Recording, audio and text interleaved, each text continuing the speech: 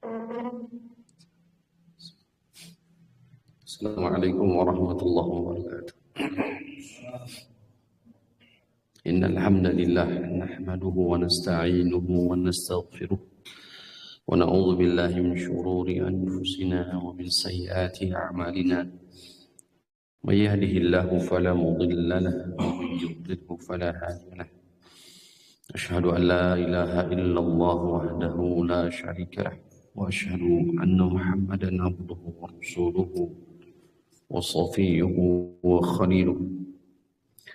Allahumma salli ala Muhammadin wa ala ali Muhammad kama sallaita ala ali Ibrahim innaka Hamidum Majid.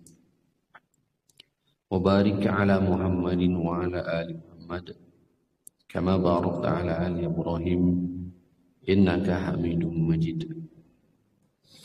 Ayuhal hadirun, usini wa iyyakum bitaqwallah faqad fazal muttaqun. Allahumma anfa'na bima 'allamtana wa 'allimna ma yanfa'una wa zidna 'ilma. Allahumma inna nas'aluka 'ilman nafi'a wa rizqan thayyiba wa 'amalan mutaqabbala. Allahumma inna na'udzubika min 'ilmin la yanfa' wa min qalbin la yakhsha wa min nafsin la tasba' wa min da'watin la yustajabu laha. Allahumma amin. Kita panjatkan puji dan syukur kita kepada Allah Jalla fi'ula. Alhamdulillah atas nikmat hidayah dan taufiknya serta kekuatannya. Pada pagi ini kita diberikan kemudahan dalam rangka talabul ilmi di kajian intensif pembahasan fikih ibadah. Yang kali ini insyaallah ta'ala bertemakan masih dalam pembahasan Kitabus Shadaqah, bab shadaqatu tatawwu', mengambil tema etika memberi dan menerima sedekah. Ada beberapa hal yang harus diperhatikan terutama ketika kita memberi dan menerima sedekah. Al-Quran dan Sunnah sejatinya telah menjelaskan hal ini secara gamblang. Maka seyogianya kita betul-betul memahaminya. Kemudian seorang muslim, seorang mukmin harus memiliki sikap yakni berjiwa empati, harus memiliki sikap hati yang lapang, kemudian apa istilahnya, memiliki jiwa yang peka. Kalau kita telusuri dalam Al-Quran ataupun Sunnah Nabi SAW, maka akan kita dapati bahwasannya hati atau jiwa yang peka merupakan bagian daripada akhlak mahmudah, akhlak yang baik. Di tengah-tengah fenomena kita di zaman sekarang, era modern, di mana seakan-akan hidup sendiri-sendiri, banyak hal yang menjadi sebab. Salah satunya adalah dengan kehadiran selain sisi positif tentu yang begitu banyak, namun tidak kalah penting untuk kita perhatikan adalah sisi negatif daripada gadget. Bagaimana anak-anak di zaman sekarang mereka asik bermain gadget, mengabaikan lingkungan, mengabaikan orang tua, mengabaikan sanak saudara. Demikian pula seorang mukmin, karena keasikannya, kesibukannya dengan gadget, misalnya HP, maka dia mengabaikan kedua orang tuanya, anak istrinya, tetangganya, kaum muslimin pada umumnya yang sejatinya mereka punya hak atas kita semua. Al-Quran memberikan tuntunan bagaimana Nabi Musa alaihissalam. Salah satu contohnya saja. Bagaimana Nabi Musa alaihissalam ketika beliau hijrah dari negara Mesir menuju Madian. Kemudian di Madian mendapati dua orang wanita. Mereka susah untuk memberikan air kepada kambing-kambing mereka. Nabi Musa alaihissalam tidak dipinta oleh kedua wanita tersebut untuk memberikan bantuan. Tapi itulah jiwa pekanya Nabi Musa alaihissalam. Jadi tidak dipinta maka langsung menawarkan bantuan. Ini adalah bagaimana kepekaan Nabi Musa alaihissalam. Seorang muslim, seorang mukmin harus memiliki jiwa peka seperti ini. Di tengah-tengah hidup kita fenomena hidup masing-masing bapak ibu. Seorang muslim, seorang mukmin yang imannya sempurna itu memiliki jiwa yang peka terhadap sesama. Ya. Seorang anak umpamanya tidak akan membiarkan orang tua sibuk sendiri. Seorang suami demikian pula seorang istri tidak akan membiarkan jika keimanannya baik. Rasulullah SAW ketika hendak memanjangkan bacaan, ketika beliau menjadi imam, kemudian mendengarkan ada tangisan anak bayi, maka Rasulullah SAW mengurungkan niat untuk memanjangkan bacaan. Syafaqatan li ummi, karena kasih sayang beliau terhadap siapa ibunda merasa terganggu dengan tangisan bayi tersebut. Ini kepekaan Rasul SAW terhadap makmum. Nah, Bapak dan Ibu yang dimuliakan Allah Subhanahu wa taala, terlebih apalagi yang sudah ngaji, harus memiliki jiwa empati, jiwa peka. Jangan menunggu sampai orang itu meminta bantuan. Karena itu bukan ciri seorang muslim, seorang mukmin. Orang yang memiliki keimanan itu memiliki jiwa peka. Seperti Nabi Musa alaihissalam menawarkan bantuan tanpa dipinta terlebih dahulu. Rasulullah SAW mengurungkan niat untuk memanjangkan bacaan karena peka. Dan banyak hal, saya kira banyak sekali kalau kita ambil hikmah pelajaran. Sekarang di zaman sekarang ini banyak hal sebab yang mengantarkan kita, menyebabkan kita hilangnya jiwa peka kita. Jiwa berbagi, jiwa merasakan, istilahnya ngaragap hati batur gitu. Sudah mulai hilang kan. Ini harus ditumbuhkan ya, hal-hal yang seperti ini. Dan ini adalah merupakan prinsip yang harus dimiliki oleh seorang muslim karena ini bagian akhlak karimah. Sedangkan akhlak karimah, akhlak mahmudah adalah di antara sebab utama seseorang masuk dalam surga. Dua perkara yang menyebabkan seorang hamba itu masuk surga. At-taqwa wa husnul khuluq. Takwa dan akhlak yang baik. Ini bagian daripada akhlak yang baik. Ini harus ditumbuhkan. Baik hadirin rahimani wa rahimakumullah. Ya, ketika berbicara tentang etika, maka tentu berbicara tentang adab. Karena etika diartikan, didefinisikan kepada adab seringnya. Akhlak. Ada adab yang harus dipenuhi ketika seseorang memberikan sedekah. Demikian pula ada etika yang harus dipenuhi oleh seseorang ketika dia menerima sedekah. Al-Quran dan Sunnah banyak sekali. Tentu yang pertama harus dasari atas ikhlas lillahi ta'ala. Karena sedekah adalah bagian daripada amal soleh. Sedangkan amal soleh tidak bisa diterima kecuali dengan ikhlas.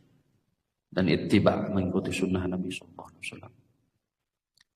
Rasulullah SAW bersabda, "Innamal a'malu binniyat wa innama likulli imri'in ma nawa." Demikian pula Allah Rabbul Alamin mengatakan berkenaan dengan orang-orang kafir,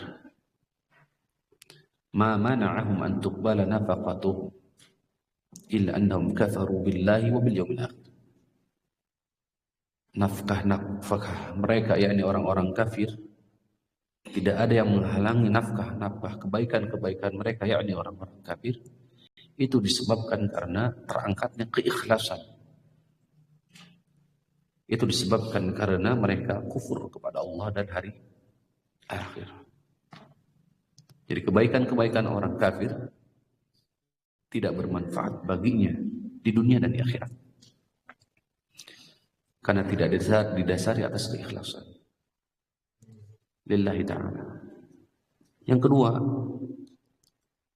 yang harus dipahami terutama ketika berbicara adab dalam bersedekah adalah sebagaimana Allah Rabbul Alamin firmankan dalam Quran surah Al-Baqarah dan yang lainnya. A'udzubillahi minasyaitonir rajim. Ya ayyuhalladzina amanu anfiqu min thayyibati ma kasabtum wa mimma akhrajna lakum minal ardh wa la tayammamul khabitha minhu tunfiquna wa lastum biakhidhihi ila akhir al-ayah.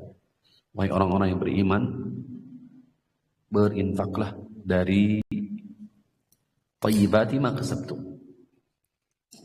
harta yang baik, apa yang telah kalian usahakan, wa mimma akhrajna lakum minal ardh, dan apa yang telah kami keluarkan dari muka bumi.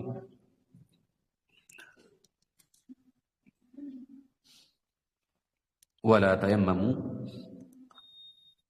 al-khabith minhu tunfiquna ila akhir al-ayah.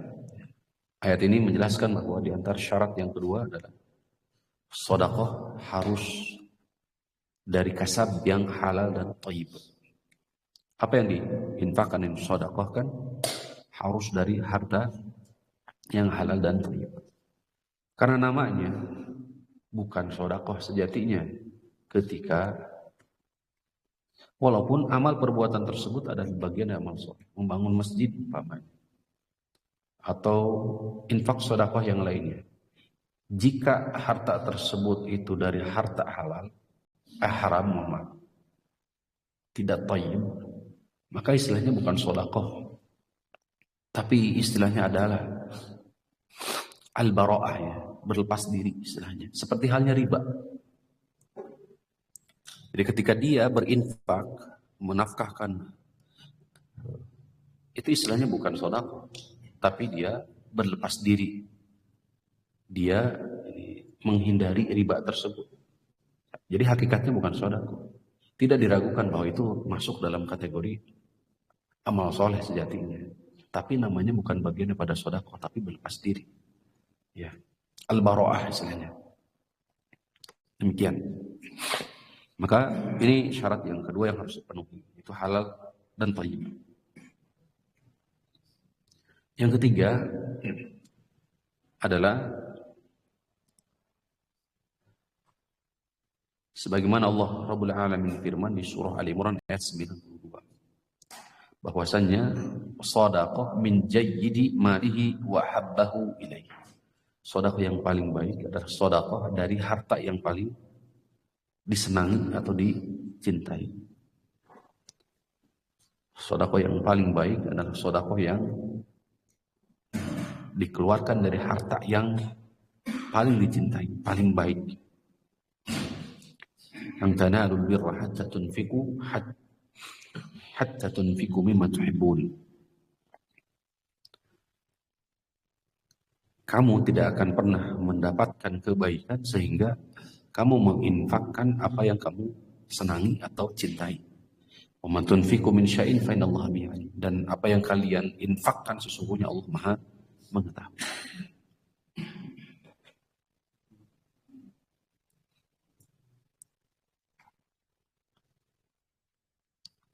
Yang keempat diantaranya, nggak boleh kita ada niat ketika kita berinfak bersedekah itu dengan harapan supaya diberikan balasan atau supaya diperbanyak hartanya. Wala tamnun tastakthir. Jangan sekali-kali berharap tastakthir supaya apa? Diberikan balasan lebih. Allah yastakthir ma tasaddaqa bi wa yajtaniba az-zahwa wal ijab.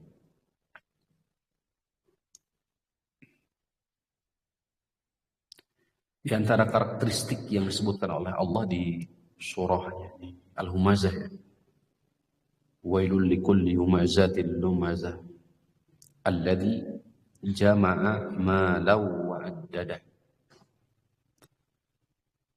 Kecelakaan, kebinasaan, ini kalimatu al-halak, kalimat yang mengisyaratkan kebinasaan, kecelakaan dan azab.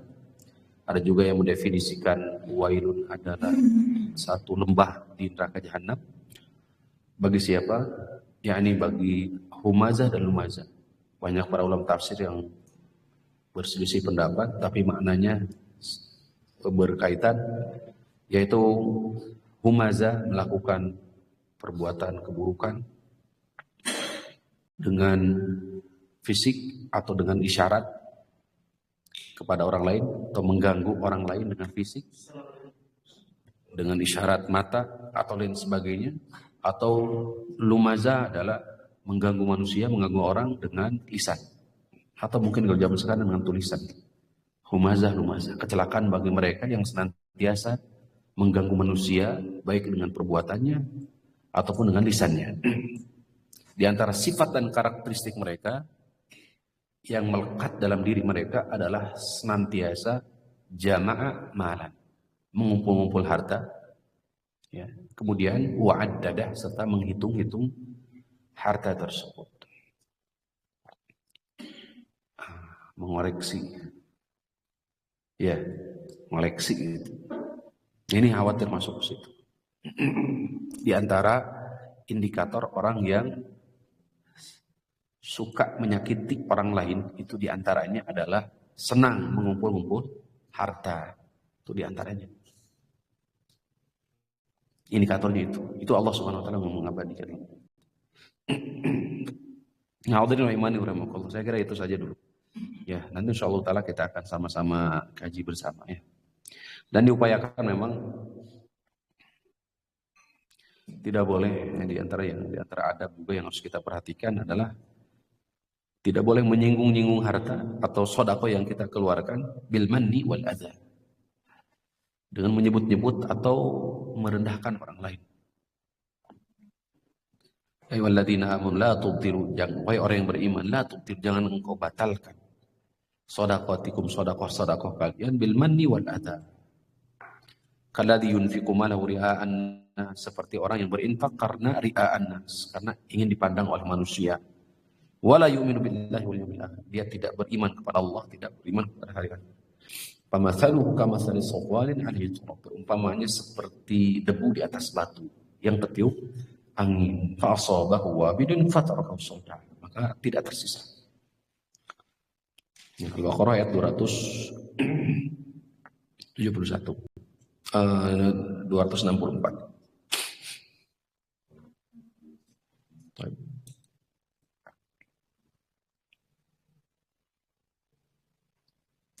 Kemudian di antara yang harus diperhatikan terutama adab dalam etika kita bersedekah adalah jangan menunda. Jangan menunda.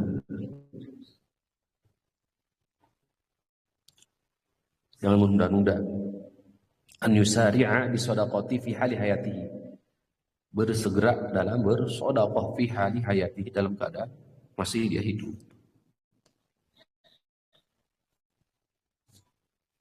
Dan kemarin sudah kita sampaikan, dibahas bahwa sedekah yang paling utama adalah sedekah yang diberikan kepada siapa?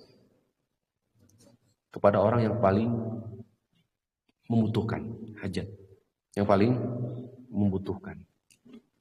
Jadi patokannya adalah apa yang paling dibutuhkan oleh dia.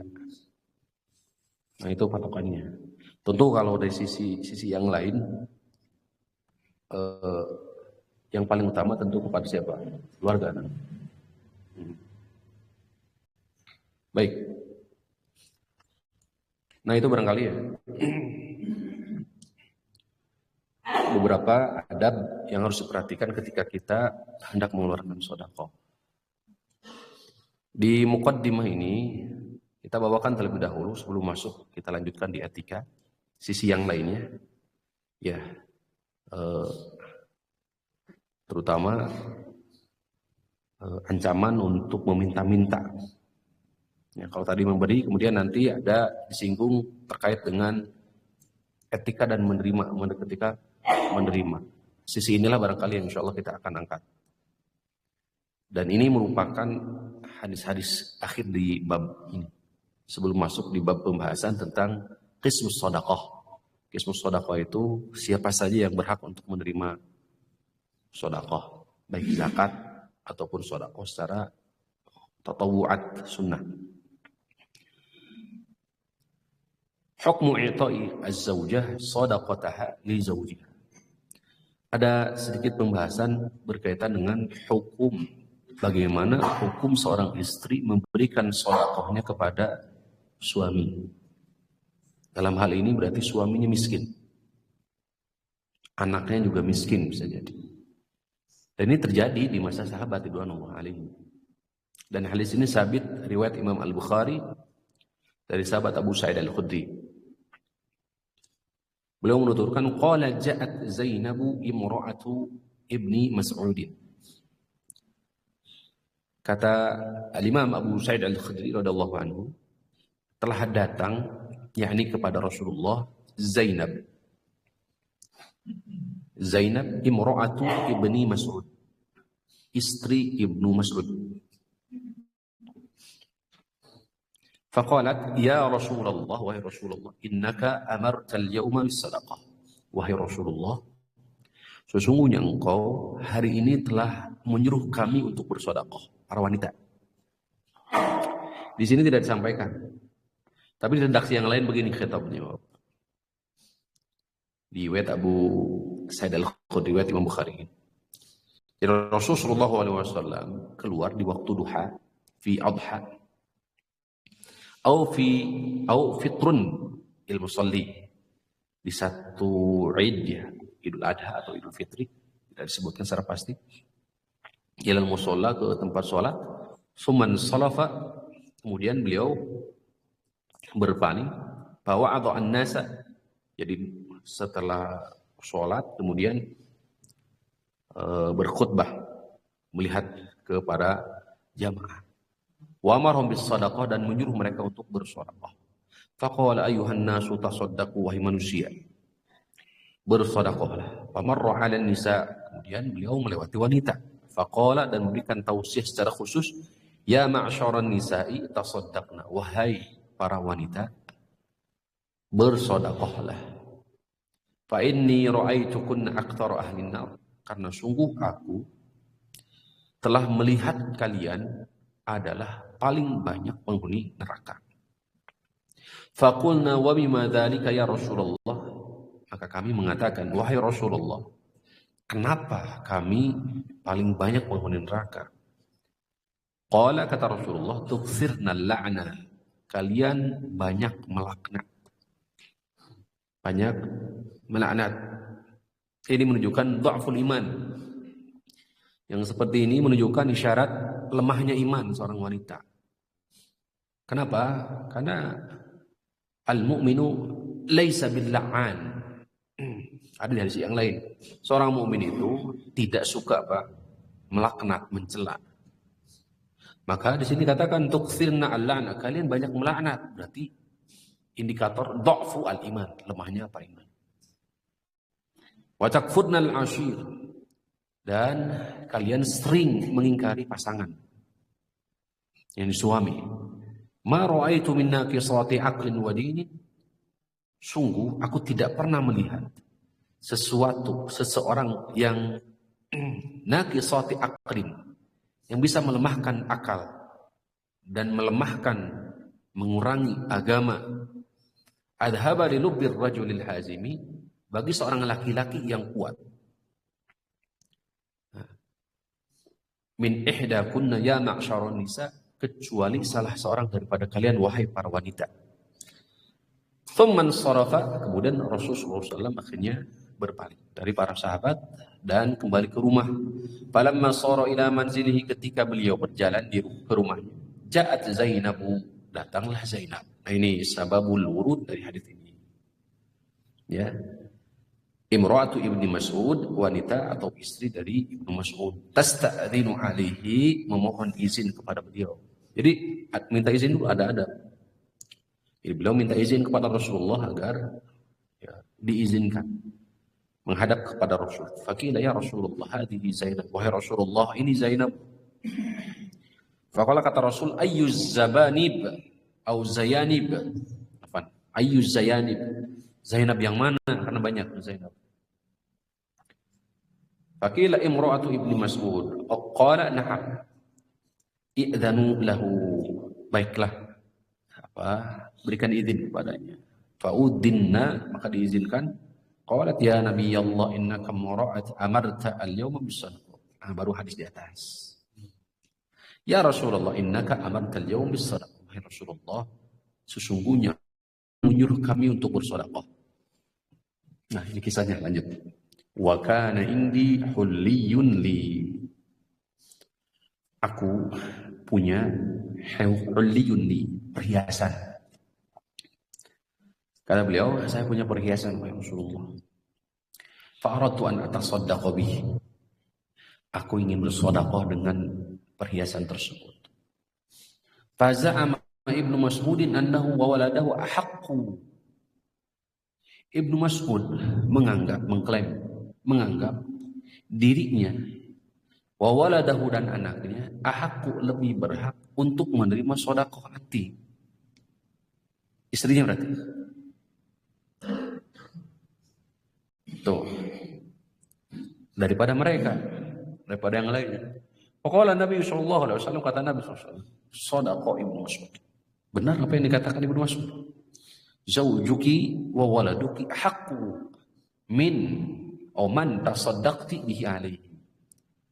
Ibnu Mas'ud, yakni suamimu dan anakmu itu lebih berhak untuk menerima sedekah daripada yang lain.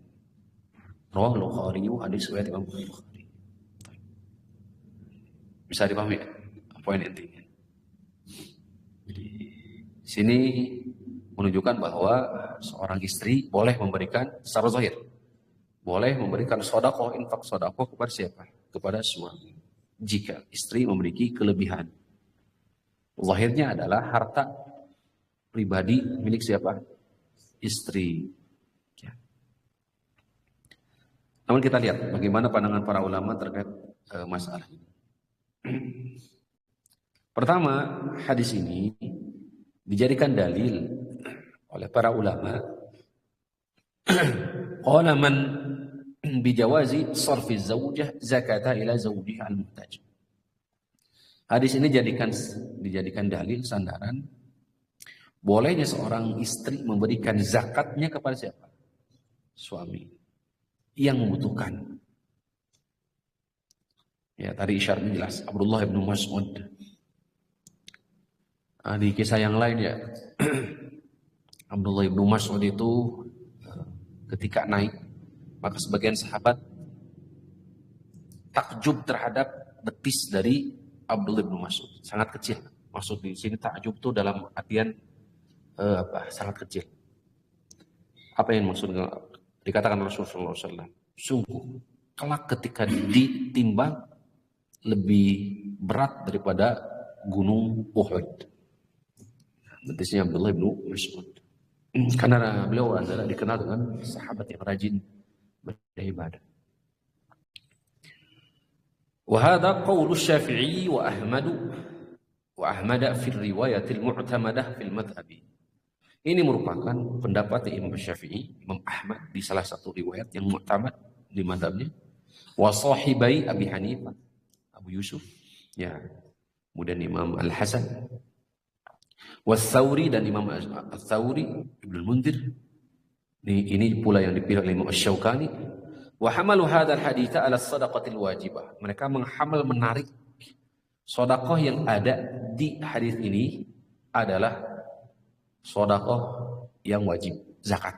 Berarti dari mana? Liqauliha afa yujzi'u anni, berdasarkan riwayat yang lain, apa yujzi'u anni, apakah aku mendapatkan pahala dari ini? Kama riwayatil Bukhari sebagai riwayat Bukhari. Ini pendapat pertama. Wa qala akharu wa hamal al-akharun, dan yang lain menarik menghamal sedekah yang ada di hadis ini adalah sedekah sunnah, bukan wajib. Artinya bukan zakat, tapi sedekah saja. Karena istri Abdullah bin Mas'ud mengatakan, kana indi hulliyun, aku punya perhiasan. Faradtu an atasaddaqu, aku ingin bersedekah dengannya. Walam taqul atasaddaqu minhu au uzakkihi. Tidak mengatakan aku hendak bersedekah dan hendak menunaikan zakat. Menunaikan zakatnya, sedekahnya atau zakatnya. Khilaf di antara para ulama terkait dengan zakat emas. Ini sudah sama-sama kita bahas, kita kaji. Nanti bisa dimurojaah. Tuh. Walanna fi'laha hadza kana ba'da an sami'at an-nabiy sallallahu alaihi wasallam yahassu ala umum salat. Sisi yang lain,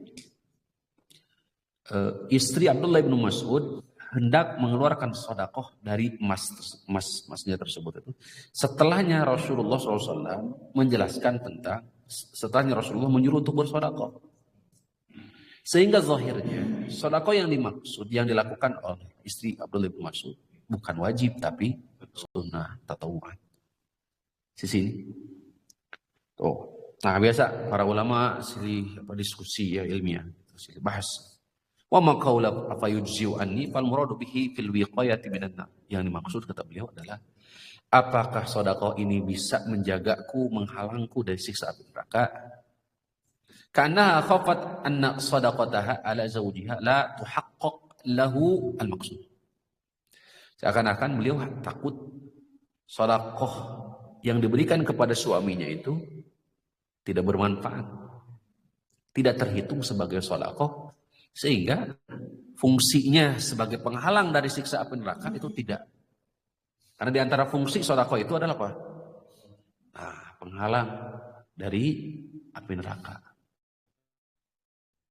Katakan konteks di sini ketika Rasul mengatakan wanita banyaknya di mana? Di neraka. Kata Rasul bagaimana? Bersedekahlah. Menunjukkan apa? Sedekah itu penghalang dari api neraka. Oh. Maka yang dikhawatirkan oleh siapa? Istri daripada Abdullah bin Mas'ud ini, yang dikhawatirkan fungsinya tidak ada di situ. Oh, subhanallah ya, ini kecerdasan seseorang dalam beramal soleh. Qala Ibnu Hammam berkata, al-ma'na hal yakfi atasadduq alaihi bi tahqiqi musamma sadaqah wa tahqiqu maqsuduha min at-taqarrub ila Allah.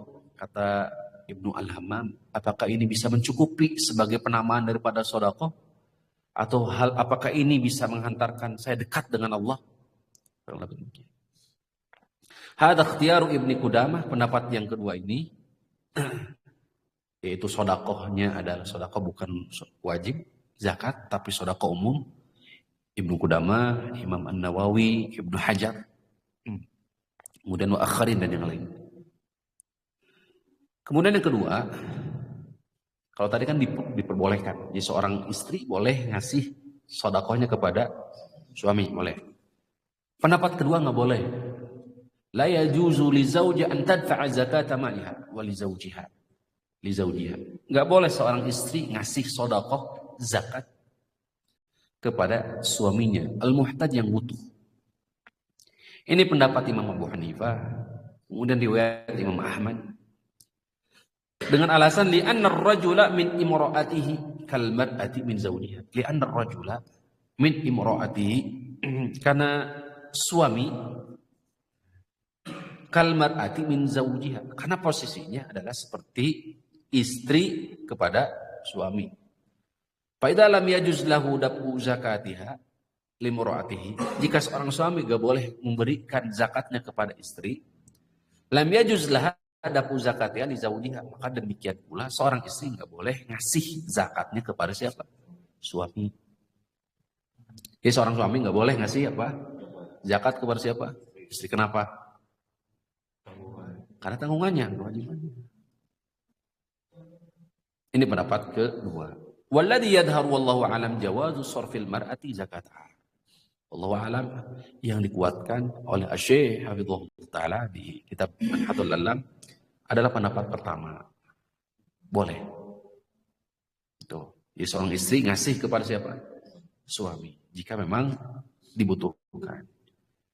Pertama, dasarnya surah At-Taubah ayat 60. Yaitu asnaf zakat.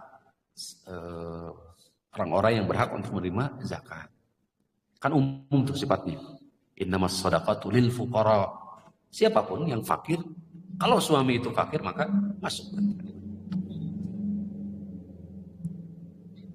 Anna tarkal istifsal yanzilu manzilatan. Nabi juga tidak merinci. Ketika Nabi tidak merinci, maka menunjukkan umum. Nah, seperti tadi. Wallahu a'lam bishawab. Wa ma haditsul bab fa dhahiru annahu fi shadaqati tatawu. Adapun hadis bab menunjukkan sedekah sunnah. La fi shadaqah wajibah. Bukan sedekah wajib. Dia nasiyaq yurajjahu dzalika, karena memang kalimatnya memang mengarah ke situ arahnya. Oleh karena itu di riwayat yang lain tasaddaqna walau min hulliyikunna. Di riwayat yang lain bersedekahlah walau kalian bersedekah dengan perhiasan-perhiasan kalian, kama anna qaulahu, sebagaimana zaujuki wa waladuki ahaqqu man tasaddaqti bihi alaihim. Jadi suamimu dan istrimu lebih berhak untuk menerima sedekah. Wallahu taala. Baru nanti muncul apa yang disampaikan tadi. Bagaimana hukum seorang suami ngasih sedekahnya kepada siapa? Istri, ini juga dibahas. Ternyata para ulama mengatakan, ada yang berpendapat la yajuz, nggak boleh seorang suami ngasih zakatnya kepada siapa? Istri yang butuh. Pendapat kedua, yajuz, boleh seorang suami memberikan zakatnya kepada istri. Tuh. Wal qaulul awwal qawi, dan pendapat pertama lebih kuat, yakni tidak diperkenankan. Tuh. Lakin qad yuqal, akan tetapi kadang dikatakan, in ghaniyal mar'atu, jika istri kaya, biwujubi an-nafaqah, artinya kalau istri sudah cukup dengan nafkah ala zawjiha, atas suaminya, la yasiruha ghaniyatal ghina alladhi yamna'u min hilli zakah. Jadi di antara yang dikuatkan oleh Syekh di sini adalah pendapat pertama, seorang suami tidak memberikan zakatnya kepada siapa? Istri. Ini jumhur dikatakan. Imam Abu Hanifah, Imam Malik, Imam Ahmad bin Hanbal, kemudian Imam Syafi'i, bahkan Ibnu Munzir menukil ijma'. Dalilnya bi'anna zaujah, karena seorang istri ghaniyatun bima ala zaujiha. Jadi seorang istri itu sejatinya tercukupi dengan apa? Harta yang dimiliki oleh siapa? Suami, maksudnya nafkah. Fatastagni biha aniz zakah. Maka seorang istri itu berkecukupan, cukup dengan nafkah yang diberikan oleh. Fa idza dafa'a ilaiha zakat agnatha anin nafaqah alwajibah. Jika sudah fa'ada ilaihi nafsu zakah, faka'annahu dafa'aha ila nafsihi. Wallahu ta'ala. Kecuali kasusnya seperti apa yang terjadi kepada Hindun dan Abu Sufyan. Ya. Karena ada suami itu yang karakternya adalah sahihun istilahnya. Atau dalam kitab Ta'limut Ta'lim itu sebutnya apa? Nah, ada seorang suami yang memang pelit gitu untuk berbagi nafkah kepada takdir istilahnya. Takdir.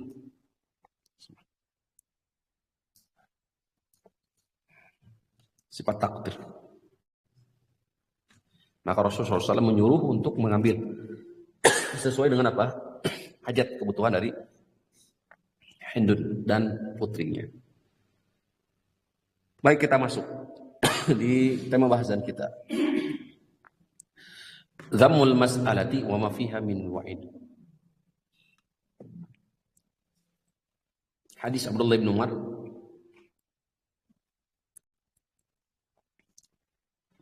Dhammul mas'alati wa ma fiha min wa'id.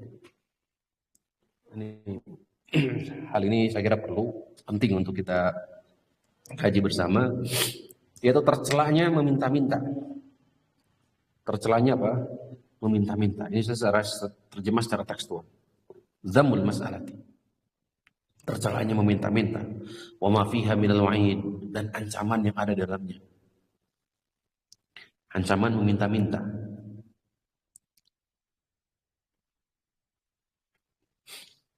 Hadis Abdullah bin Umar qala Nabi sallallahu alaihi wasallam, kata Nabi sallallahu alaihi wasallam, ma yazalu ar-rajulu yas'alun nas. Tidaklah seseorang meminta-minta. Tidaklah seseorang meminta an-nasa kepada manusia, pada orang-orang. Hatta ya'tiya yaumal qiyamati, sehingga dia datang pada hari kiamat. Laisa fi wajhihi muz'atu lahmi.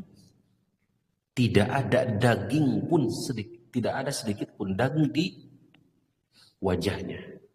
Apa saja, seonggok atau apa ya?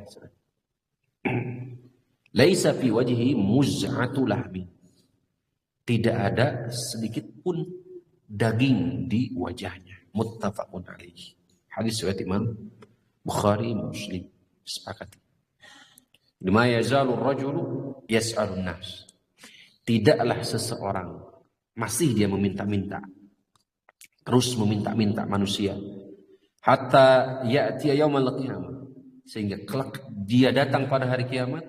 Laisa fi wajhihi, tidak ada di wajahnya itu muz'atul lahmin, daging sedikit pun. Kemudian hadis Abu Hurairah, hadis kedua, karena berkaitan ancaman. Qala Rasulullah sallallahu alaihi wasallam bersabda, "Man sa'ala an-nas amwalahum takatsura." Siapa yang meminta-minta harta mereka, siapa yang meminta kepada manusia amwalahum, harta mereka, takatsura, dengan maksud mengumpul-ngumpul, memperbanyak harta. Fa innama yas'alu jamra. Fa innama yas'alu jamra. Maka sesungguhnya dia meminta apa? Jamra, api neraka. Fal yastaqillahu liyastakthir. Maka persedikitlah, atau liyastakthir, maka perbanyaklah. Rawahu Muslimun, hadis riwayat Muslim. Sekali lagi, Rasulullah SAW bersabda, siapa yang meminta manusia, man sa'ala, siapa yang memohon, meminta an-nasa, manusia, amwalahum, harta mereka, takatsura, dengan maksud memperbanyak, mengumpul-ngumpul. Fa innama, sesungguhnya, yas'alu, dia meminta, mengumpul-ngumpul, jamra, neraka, api neraka. Fal yastaqillah, maka hendaklah dia menyempitkan atau menyedikitkan, au yastaksir, atau memperbanyak. Fil haditsain, kita masuk di fikih hadis. Fil haditsain dalilun ala tahrimi su'alin nas. Hadis ini, dua hadis ini dalil haramnya meminta-minta. Wa talabahum an yatasaddaqu. Dan juga talabahum ala an yatasaddaqu. Wa talabahum an yatasaddaqu alaihi. Demikian pula meminta agar mereka bersedekah, berinfak bersedekah untuk dia. Ini kan dek, hati-hati. Min duni hajatin ila dalika, tanpa ada kebutuhan. Wa qad thabata al-wa'idul 'azimu fi man sa'ala bila faqrin wala hajah. Di hadis ini, ancaman yang sangat dahsyat, azim, agung, besar. Fiman bagi siapa sa'ala yang meminta bila faqrin tanpa dasar kefakiran wala hajatin tanpa hajat. Saya pahami ya? Jadi orang ini sejatinya bukan fakir, bukan juga apa? Zawi al-hajah, orang yang berkebutuhan. Maka diancam, tapi takasura, tapi niatnya adalah apa? Mengumpul-ngumpul. Koleksi. Wa innama sa'ala liyakthir. Tapi tujuannya adalah untuk memperbanyak harta. Wa yaziduhu, dan menambah harta. Ini sama dengan tadi surah Al-Humazah. Wa dzalika bi annahu yu'aqabu yaumal qiyamah. Maka dia akan dihukum, diazab pada hari kiamat bi an ya'ti wa laysa fi wajhihi muz'ata lahmin. Azabnya adalah tidak ada sedikit pun daging di wajahnya pada hari kiamat. Aikit atulahmin, potongan daging. Lidalalati ala annahu kana yas'alun nasa min duni hajatin. Karena dia memohon, meminta kepada manusia itu tanpa ada hajat kebutuhan. Wal jaza'u min jinsil amal, balasan itu sesuai dengan jenis amal perbuatan. Fa haitsu kana wajhuhu walladhi yas'alu, karena wajahnya yang wajah adalah syaraf, kemuliaan dari tubuh manusia itu ada di wajah. Sehingga ketika kita sujud, meletakkan bagian tubuh yang paling mulia di hadapan Allah Subhanahu wa taala. Ketika dia meminta dengan tidak ada alasan kecuali tadi takatsura, banyak harta. Wa yuqabilu an-nasa 'inda su'al, dia menghadap manusia, menghadap orang dengan wajahnya itu. Sharal adzabu munassiban 'alaihi, maka azabnya itu percis al-jaza min jinsil amal. Jadi balasannya sesuai dengan amalan. Kama dalla haditsu Abi Hurairah, sebagaimana juga diisyaratkan di hadis Abu Hurairah, ala anna man sa'ala al-mala takatsura wa jam'a. Jadi siapa yang meminta harta dengan maksud memperbanyak atau mengumpul-ngumpul harta, fa innama yajma'u jamra, maka dia hakikatnya sedang mengumpul-ngumpul apa? Bahan bakar pada hari kiamat, min nari jahannam, dari api neraka. Li'annahu jama'a malan harama, karena dia telah mengumpul-ngumpul apa? Harta yang haram. Oleh hadza qala Ali ala sabili tahdid, oleh karena itu Rasulullah SAW mengatakan sebagai ancaman, liyastaqim. Jika dia persempit, atau liyastaqsir, atau apa? Dia perbanyak. Jadi ada dua bagi dia, mempersempit dan berhenti perbuatan tersebut, atau apa? Liyastaqsir, semakin memperbanyak. Maksudnya apa? Ya tadi api neraka yang kumpulkan dia. Ya.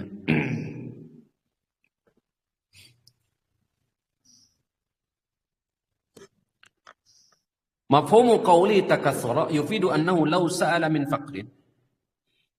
Jika melihat kalimat takatsura untuk memperbanyak harta, menunjukkan kalau seseorang meminta karena disebabkan kefakiran, wahajatin atau hajat kebutuhan, anna dzalika mubah, itu mubah.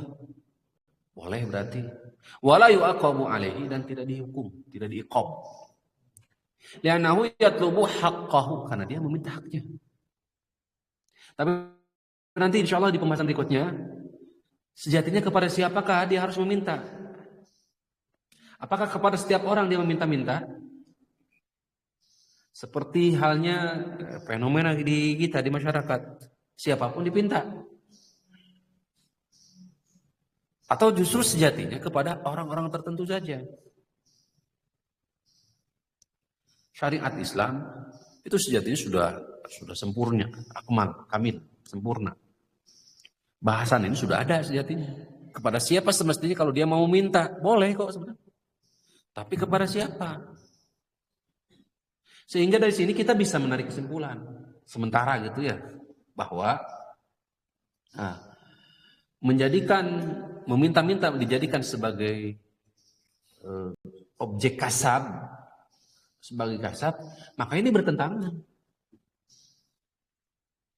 Kalaupun kondisi dia dalam keadaan fakir ataupun zawu al-hajah, memiliki kebutuhan, maka syariat sejatinya menuntun kepada siapakah dia harus meminta, memohon.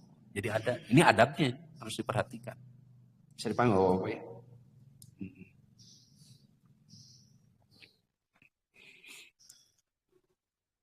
Li'annahu yatlubu haqqahu. Hanya saja tetap apa istilahnya, berbaik sangka tetap harus kita kedepankan.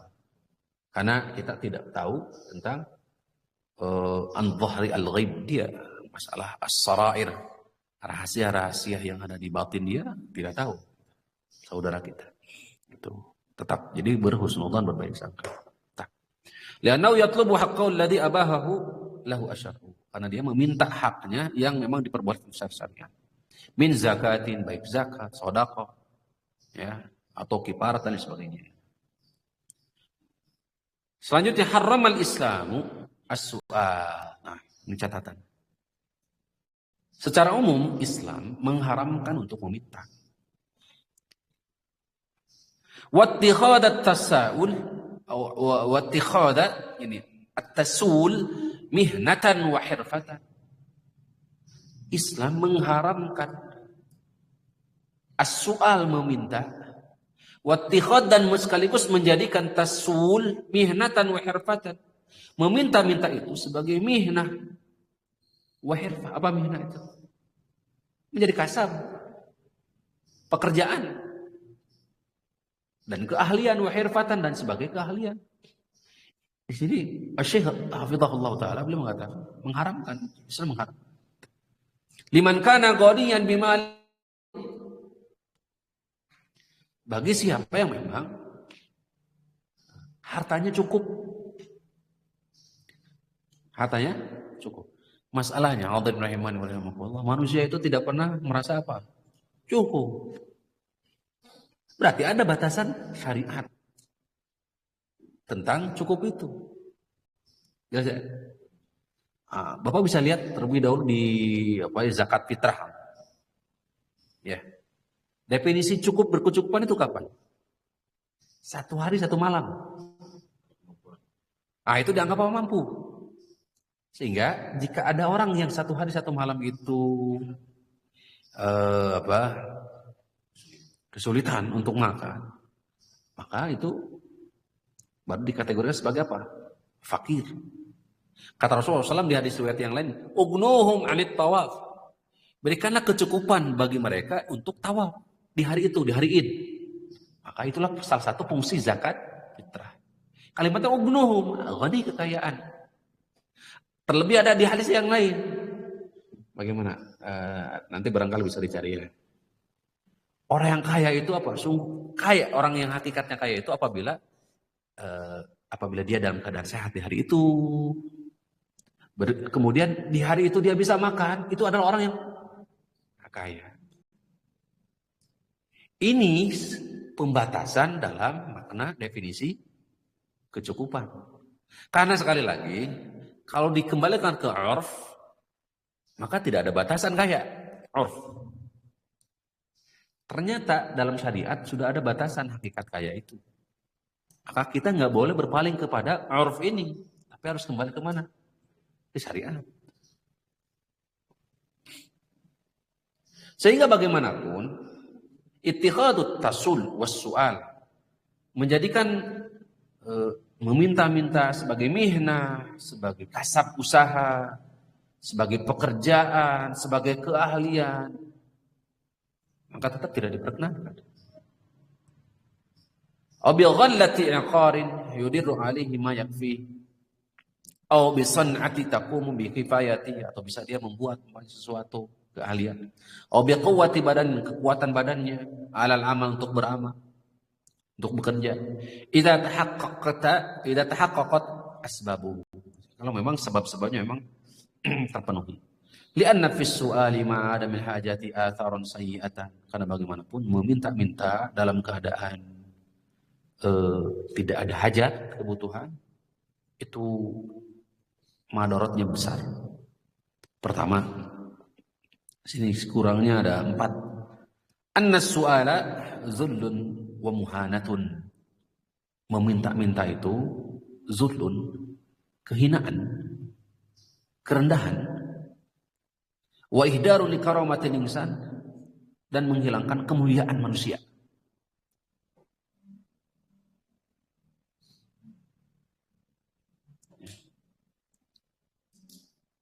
Wasu'alu yudhibul haya. Sekali lagi, meminta-minta itu adalah kerendahan, kehinaan, dan menghilangkan kemuliaan manusia. Wasu'alu yudhibul haya. Banyak meminta itu menghilangkan apa? Rasa malu.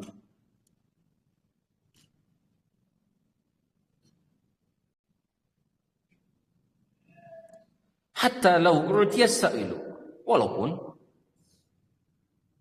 orang yang meminta tersebut itu diberi. Kalau tidak dikasih kan lebih malunya gitu loh.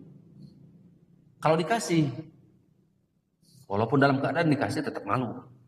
Maka as-su'al, meminta, yudhibu, menghilangkan al-haya, rasa malu. Fa kaifa lau muni'a, bagaimana kalau seandainya justru ditolak.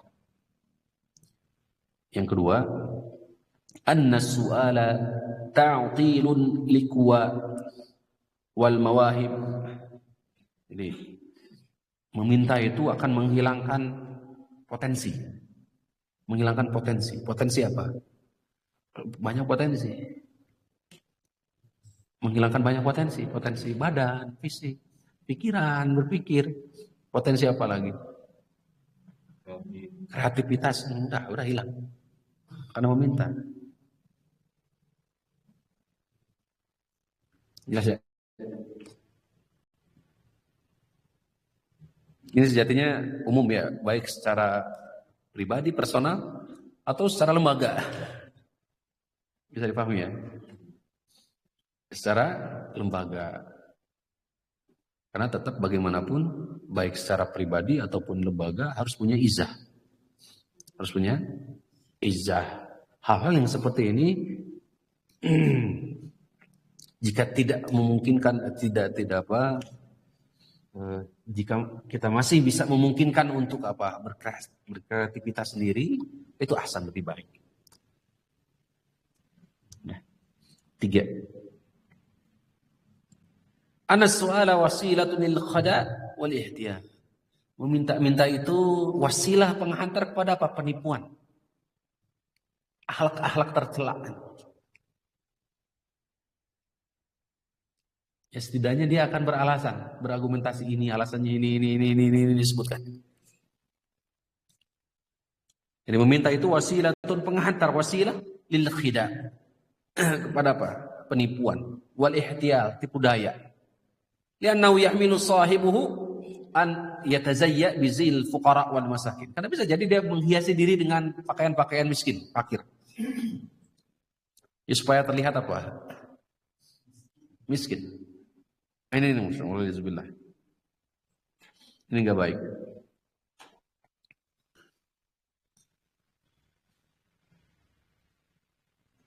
Yang keempat, anna su'ala fihi juhdun li ni'matillah. Orang yang meminta hakikatnya dia telah menolak nikmat Allah. Ngeri ini. Anna su'ala fihi juhdun li ni'matillah. Orang yang meminta-minta itu hakikatnya apa? Juhdun, menolak ni'matillahi ala abdihi, menolak nikmat Allah ala abdihi, atas hambanya. Wa inkaru laha, bahkan mengingkari nikmat. Haitsu tashabbaha bil fuqara wal mu'dimin, karena dia menyerupakan diri sebagai orang yang fakir, orang yang tidak mu'dimin, adam, tidak punya harta apa-apa. Wa hadza juhdun li ni'matillah wa idharu syakwa, menampakkan syakwa, penderitaan gitu kok. Oh, banyak hal. La'anna lisanul hal ka lisanil maqal, karena lisan keadaan dia, fisik dia itu sejatinya adalah lisanul maqal, hakikat. Wa amma bi ni'mati rabbika fahaddits. Apapun terhadap nikmatmu apa? Tahaddus bi ni'mah. Tahaddus bi ni'mah itu dengan lisan. Kalau pakaian dengan apa? Dipakai, gitu ya, gitu, ditampakkan. Gitu. Orang ini dengan meminta-minta, maka sejatinya kebalikan daripada tahadduts bin ni'mah. Mengingkari apa? Nikmat, mengingkari nikmat diri sendiri. Seakan-akan dia mengatakan dengan lisannya sendiri. Wallahu a'lam. Fa'alal muslimi an yahdhar hadhihi al-'adati 'adata al-zamimata. Maka seorang muslim harus hati-hati dan menjauhi sikap ini. Enggak boleh. Wa an yatarabba 'ala 'uluwil himmati, dan berupaya keras untuk apa? Memiliki 'uluwul himmah, cita-cita yang kuat, izzatun nafsi, izzah, kehormatan. Wa tarabbu 'an danaya, tinggi daripada sikap-sikap kerendahan, akhlak-akhlak tercela tadi. Wala yu'ridu nafsahu lil hawani wal mudillati. Tidak apa istilahnya? Tidak membahayakan diri, tidak menjerumuskan diri kepada apa? Al-hawan, kehinaan, wal mudillati, kerendahan. Wallahu ta'ala a'lam. Ma'a qudrati 'ala al-amali wa taqassub. Padahal dia mampu untuk beramal, berupaya, berusaha. Makanya di hadis berikutnya, beliau hadirin rahimakumullah, Al-Hafidz Ibnu Hajar Asqalani membawakan hadis, ya, Zubair bin Awwam. Kita sering dengar hadis ini, hadis riwayat Imam Al-Bukhari. Kata Rasulullah SAW, li an ya'khudha ahadukum hablahu, seseorang dari kalian, ya, membawa seutas tali, fayati bihuzmatil hatab, kemudian dia kumpulkan tali dengan tali tersebut, dia berangkat, dia datang ke hutan, mengumpulkan apa? Kayu. Ala dhahri, kemudian dia pikul ke atas apa? Pundaknya. Fayabi'aha, kemudian dijual walaupun mungkin tidak seberapa. Karena ini dia sekali lagi hadir. Karena bukan banyak, bukan sedikit, bukan nominal itu, tapi yang jiwa seorang muslim itu barokah. Yang dicari oleh seorang muslim itu apa? Ya keberkahannya. Banyak tapi tidak barokah itu kurang terus. Fayabi'aha, dia jual. Fayakuffallah, Allah jaga, lindungi biha, dengan perbuatannya itu, wajahnya khairun, itu lebih baik bagi dia, min an yas'ala, daripada dia meminta-minta annasa, manusia, a'tahu aw mana'u, baik mereka ngasih ataupun mereka tidak mengasih, tidak menolak. Tuh. Bukan nyambungnya kasar. Maka ini Masya Allah dari indikator keimanan. Keimanan. Hadis terakhir di bab ini, ya. Nanti sebelum masuk ke bab qism shadaqah. Bab terakhir. Ma yustasna min dhammi su'al.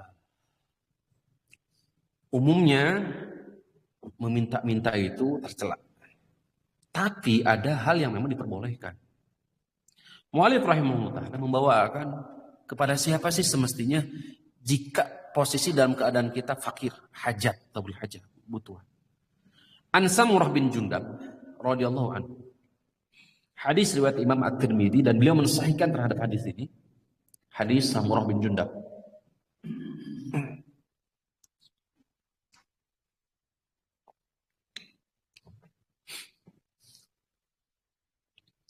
Al-mas'alatu kaddun. Meminta-minta itu seperti apa? Kaddun, mencakar-cakar. Cakaran maksudnya. Meminta-minta itu hakikatnya adalah apa? Kaddun, cakaran. Yakuddu bihar rajulu wajhahu. Yakuddu bihar rajulu wajhahu. Seseorang mencakar-cakar wajahnya sendiri. Meminta-minta itu adalah apa? Kaddun, cakaran. Yakuddu bihar rajulu wajhahu. Seseorang mencakar wajahnya sendiri. Illa an yas'ala ar-rajulu sultana. Kecuali seseorang yang memohon kepada siapa? Meminta sultana, penguasa.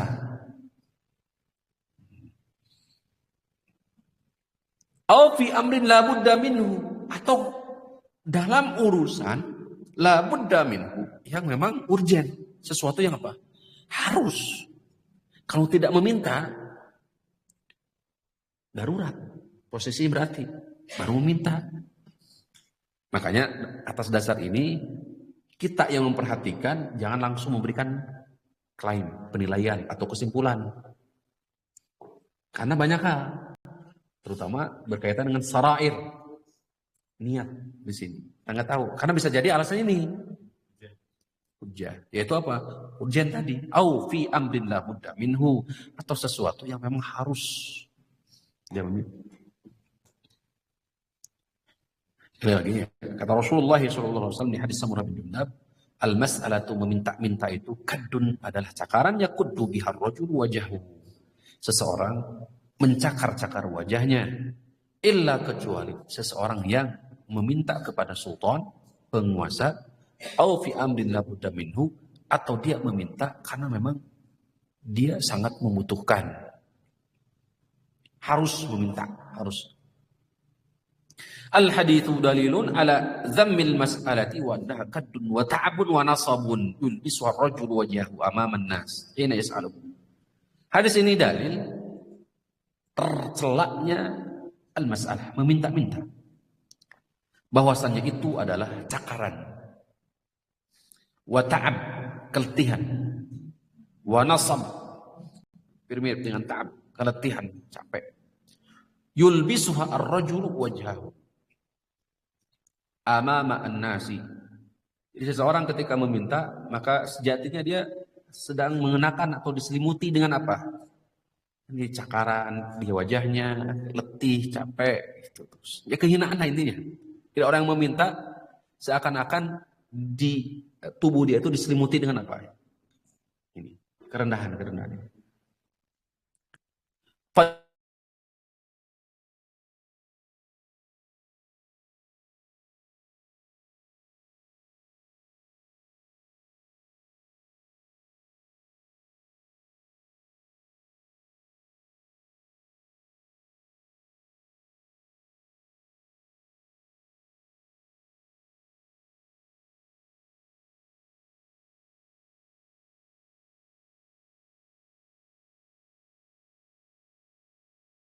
Fujur. Jauhi, hindari dusta, karena kedustaan itu akan mengantarkan ke kejahatan. Belum membawakan, memberikan perumpamaan. Orang yang dahulu semasa kecil itu ganteng, kalau laki-laki, cakep. Kalau dia sudah terbiasa dusta, maka wajahnya itu akan redup.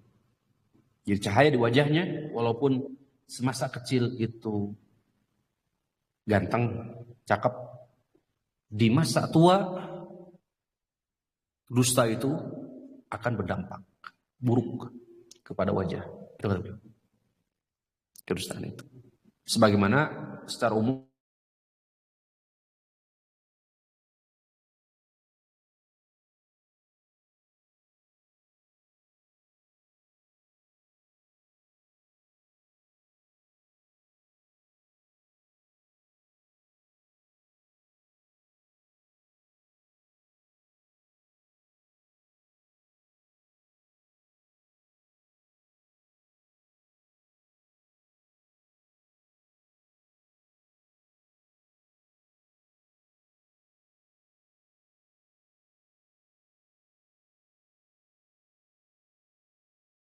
ala sultanin, kecuali kalau dia meminta kepada sultan, penguasa, au fi amrin la yajidu minhu budda, atau dia tidak mendapati kecuali itu saja, harus meminta, terpaksa.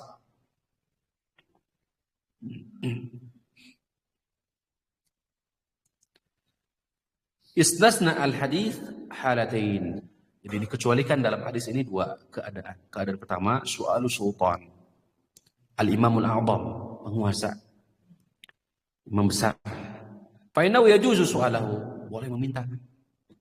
Boleh meminta. Proposal mungkin ya. Atau yang semisalnya boleh Pak, ya, seperti itu. Dan itu tidak masuk ke dalam bagian ini. Ancaman. Li'annahu innama yas'alu mimma huwa haqqun, karena dia meminta apa? Hak. Lahu fi baitil mali, baitul mal. Wala li sultani ala as-sa'il. Li'annahu wakilun, karena bagaimanapun sultan itu ada sebagai wakil rakyat. Wakil. Fahuwa kasu'alil insan wakilahu. Maka Perumpamaannya seperti permintaan seseorang kepada wakilnya. Kepada wakilnya. Kayak begini. Rasulullah SAW kan menyuruh Ali bin Abi Thalib mewakili menyembelih. Jelas ya? Tetap haknya milik siapa? Yang menyuruh dalam hal ini. Rasulullah SAW. Nah, jadi dalam hal ini rakyat punya hak untuk meminta kepada siapa? Sultan tadi, karena dia punya keadaan seperti wakil. An yu'tiyahu min haqqihi alladhi ladaihi. Nah. As-su'alu yang kedua yang diperkecualikan. As-su'alu 'inda darurah, meminta dalam keadaan apa? Darurat. Nah, adapun yang seperti tadi yang sudah disampaikan dijadikan sebagai kasab mihna, tidak masuk ke dalam kategori darurat. Wa huwa an yakuna dzalika fi amrin la budda minhu, dalam urusan dalam perkara yang memang harus. Imma bisababi hamalatin tahmiluha, bisa jadi disebabkan karena ada tanggungan. Au jaihatun ijtahat maluhu, atau disebabkan karena musibah, bencana sehingga hartanya hilang. Au faqatun asabathu, atau ada penyakit yang menimpanya, kesulitan. Kama sayati fi hadithi Qubaysah bin Al-Makharik, sebagaimana di riwayat nanti Qubaysah bin Al-Makharik. Qubaysah bin Al-Makharik. Bahwasanya meminta-minta itu diperkucai ada 3, salah satunya ke sini, sultan. Meminta-minta itu ya tidak diperkenankan kecuali dalam 3. Salah satunya adalah ke siapa? Sultan, penguasa. Wallahu ta'ala a'lam wa a'lam. Hadirin rahimani wa rahimakumullah, dengan ini selesai pembahasan kita di pembahasan shadaqatut tatawwu'. Shadaqah tatawwu', ya. Dan insyaallah taala di pertemuan berikutnya kita masuk di bab qismus shadaqah. Ya, ini kalau bahasa kita pembagian shadaqah.